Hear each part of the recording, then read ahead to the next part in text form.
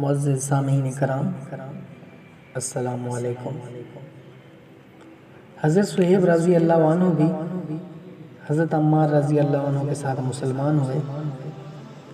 نبی اکرم صلی اللہ علیہ وسلم حضرت ارقم رضی اللہ عنہ صحابی کے مکان پر تشریف فرما تھے۔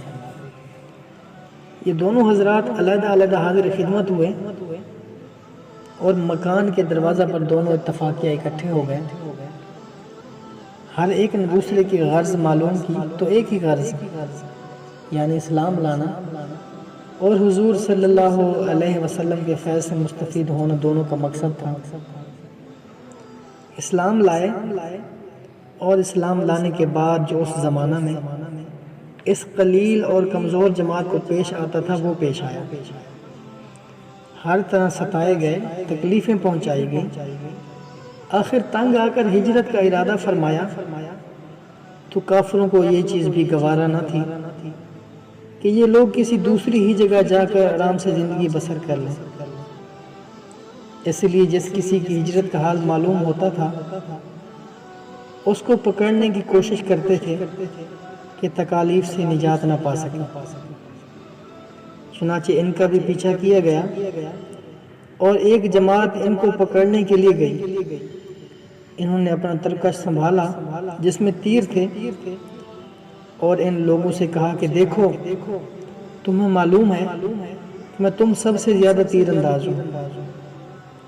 اتنے ایک بھی تیر میرے پاس باقی رہے گا تم لوگ مجھ تک نہیں آ سکو، اور جب ایک تیر بھی نہ رہے گا تو میں اپنی تلوار سے مقابلہ کروں گا، یہاں تک کہ تلوار بھی میرے ہاتھ میں نہ رہے۔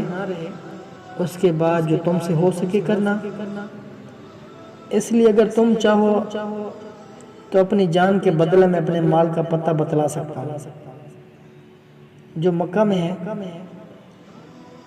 اور 2 باندیاں بھی ہیں وہ سب لے لو۔ اس پر وہ لوگ راضی ہو گئے اور اپنا مال دے کر جان چھڑائی۔ اسی بارے میں آیت قرآن ہے، وَمِنَ النَّاسِ مَن يَشْرِي نَفْسَهُ ابْتِغَاءَ مَرْضَاتِ اللَّهِ وَاللَّهُ رَءُوفٌ بِالْعِبَادِ۔ ترجمہ: بعض لوگ ایسے ہیں جو اللہ کی رضا کے واسطے اپنی جان خرید لیتے ہیں۔ بعض لوگ ایسے ہیں جو اللہ کی رضا کے واسطے اپنی جان کو خرید لیتے ہیں، اور اللہ تعالی بندوں پر مہربان ہے۔ معزز سامعین کرام، حضور صلی اللہ علیہ وسلم اس وقت قباء میں تشریف فرما تھے۔ صورت دیکھ کر ارشاد فرمایا کہ نفع کی تجارت کی۔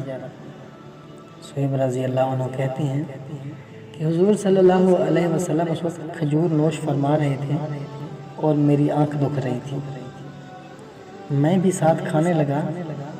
حضور صلی اللہ علیہ وسلم نے فرمایا، آنکھ تو دکھ رہی ہے اور کھجوریں کھاتے ہو؟ میں نے عرض کیا کہ حضور، اس آنکھ کی طرف سے کھاتا ہوں جو تندرست ہے۔ حضور صلی اللہ علیہ وسلم یہ جواب سن کر ہنس پڑے۔ حضرت صہیب رضی اللہ عنہ بڑے ہی خرچ کرنے والے تھے، حتیٰ کہ حضرت عمر رضی اللہ عنہ نے ان سے فرمایا کہ تم فضول خرچی کرتے ہو۔ انہوں نے عرض کیا کہ ناحق کہیں خرچ نہیں کرتا۔ حضرت عمر رضی اللہ عنہ کا جب وصال ہونے لگا تو انہی کو جنازہ کی نماز پڑھانے کی وصیت فرمائی۔